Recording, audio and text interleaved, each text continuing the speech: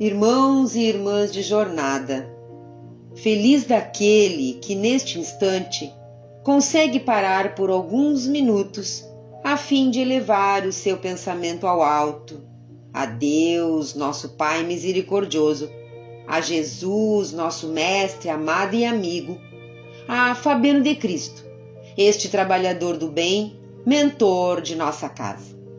Felizes somos nós que neste instante nos unimos em nome dessa espiritualidade superior que nos consola na aflição, nos fortifica nas turbulências, que vibra por nossas conquistas.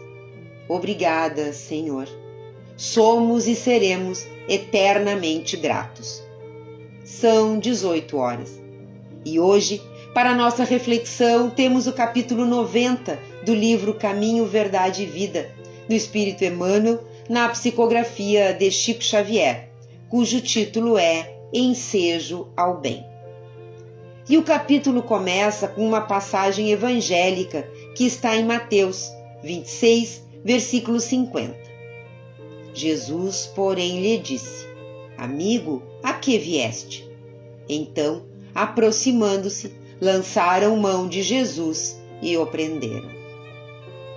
Bom, antes de iniciarmos o capítulo propriamente dito, lembremos que essa passagem é aquela em que o apóstolo Judas, equivocado em seus pensamentos, vai até Jesus para identificá-lo aos guardas, a fim de que fosse preso. Chegando até ele, então, mesmo consciente do que estava acontecendo, Jesus ainda fala com Judas chamando-o de amigo e pergunta-lhe a que vieste. Ou seja, ainda lhe dá uma última chance de não fazer aquilo a que ele vinha disposto a fazer. E assim, nesse contexto, Emmanuel nos diz: é significativo observar o otimismo do Mestre, prodigalizando oportunidades ao bem, até ao fim de sua gloriosa missão de verdade e amor junto aos homens. Cientificara-se o Cristo com respeito ao desvio de Judas, comentara amorosamente o assunto na derradeira reunião mais íntima com os discípulos. Não guardava qualquer dúvida relativamente aos suplícios que o esperavam. No entanto, aproximando-se, o cooperador transviado beija-o na face, identifica-o perante os verdugos e o mestre, com sublime serenidade, recebe-lhe a saudação carinhosamente e indaga: Amigo, a que viestes? Seu coração misericordioso proporcionava ao discípulo inquieto o ensejo ao bem, até o derradeiro instante. Embora notasse Judas em companhia dos guardas que lhe efetuariam a prisão, dá-lhe o título de amigo, não lhe retira a confiança do primeiro minuto, não o maldiz, não se entrega a queixas inúteis, não o recomenda à posteridade com acusações ou conceitos menos dignos. Nesse gesto de inolvidável beleza espiritual, ensinou-nos Jesus que é preciso oferecer portas ao bem até a última hora das experiências terrestres, ainda que ao término da derradeira oportunidade nada mais reste além do caminho para o martírio ou para a cruz dos supremos testemunhos. Sim, Emmanuel nos faz refletir sobre as inúmeras oportunidades que temos de fazer o bem. Nessa passagem, ele expressa o quanto Jesus nos ensina com o exemplo de que é preciso ofertar essas oportunidades a qualquer hora. Nunca é tarde. E essa porta aberta é tanto para o outro que possa agir, mas especialmente para que nós possamos agir. Agir como? Amando, compreendendo, sendo solidário incondicionalmente. Este é o nosso maior desafio no momento. Nós já conhecemos e seguimos Jesus. Outrora, vivíamos totalmente alheios aos ensinos à sua luz. Mas hoje não. Hoje nós já o conhecemos. já nos emocionamos ao ouvir falar sobre ele. Então, enorme será o nosso passo evolutivo quando e se conseguirmos amar como ele nos ensinou, mas principalmente amar como ele nos amou. E por isso, Emmanuel vem nos dizer que nunca é tarde. A qualquer instante podemos agir. A qualquer instante podemos pedir desculpas a alguém sobre um equívoco reconhecido.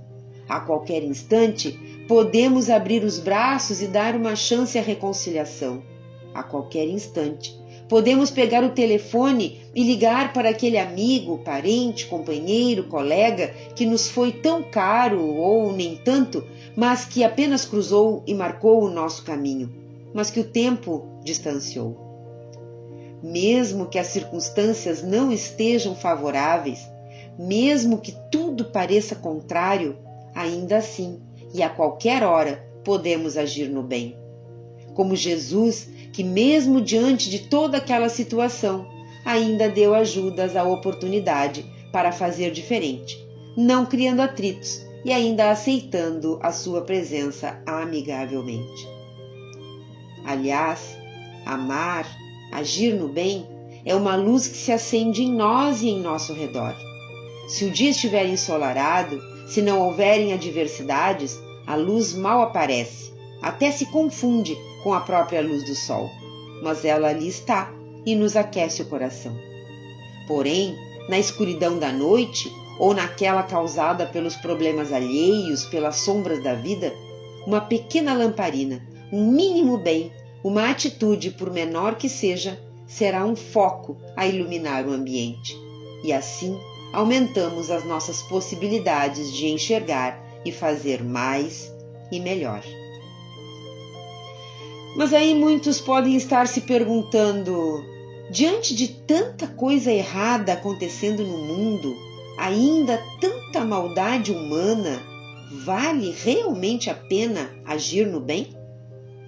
Esta pergunta, esta dúvida, nos conta Humberto de Campos no livro Boa Nova, também na psicografia de Chico Xavier, que quem teve foi o apóstolo Tomé, diante da cruz, na hora mais sombria da humanidade, depois de acompanhar passo a passo o corajoso e doloroso caminho que o Mestre trilhou. Naquele momento, todos haviam sumido, pois ficaram com medo de também serem presos. Nenhum daqueles irmãos ou irmãs que na véspera se mostravam tão reconhecidos e felizes com a presença do Messias estavam ali. Os leprosos que haviam recuperado o dom precioso da saúde, os cegos que conseguiram rever o quadro caricioso da vida, os aleijados que haviam cantado hosanas à cura de seus corpos defeituosos, todos estavam ausentes. Fugiram ao testemunho. Então, nos diz Humberto de Campos que o apóstolo Tomé, mergulhado em dolorosos e sombrios pensamentos, deixava absorver-se em estranhas interrogações. Valera a pena praticar o bem?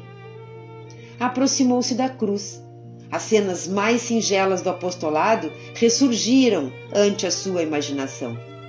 Subitamente lembrou-se da tarde em que haviam comentado o problema da fé, parecendo-lhe ouvir ainda as elucidações do Mestre com respeito à perfeita lealdade a Deus. Reflexões instantâneas lhe empolgaram o coração. Quem teria sido mais fiel ao Pai do que Jesus? E, entretanto, a sua recompensa era a cruz do martírio.